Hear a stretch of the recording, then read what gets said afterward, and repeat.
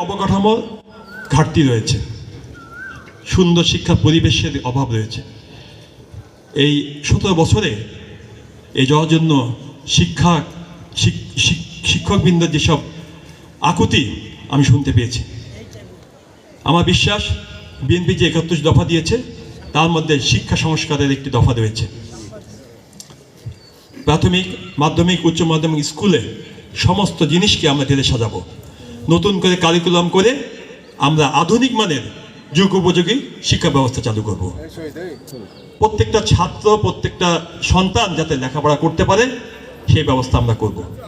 আপনারা জানেন আমাদের আপসের নীতি, দেশনীতি বেগম খালেদা জিয়া শিক্ষা ব্যবস্থার জন্য অনেক কাজ করেছেন। তিনি সমস্ত আমাদের যারা মেয়ে শিক্ষার্থী তাদেরকে ইন্টারমিডিয়েট পর্যন্ত, উচ্চ মাধ্যমিক পর্যন্ত বিনা বেতনে পড়ার সুযোগ করে দিয়েছেন।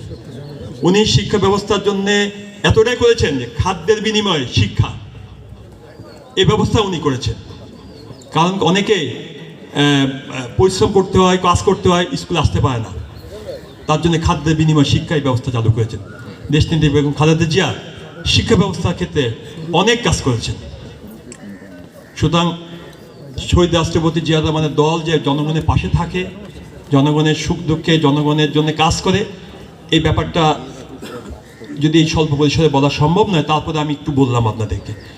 এবং ইনশাল্লাহ যদি আমরা অনতিবিলম্বে এই তত্ত্বাবধায়ক সরকারের কাছে আমরা নিবেদন করেছি, অনতিবিলম্বে ভোটের তারিখ ঘোষণা করুন, জনগণের ভোট জনগণকে দিতে দিন, এটি গণতান্ত্রিক সরকার প্রতিষ্ঠা হোক, যে সরকার এই আমাদের শিক্ষক বলেন, জনগণ বলেন, সবার কাছে জবাবদিহিতা করতে বাধ্য থাকবে।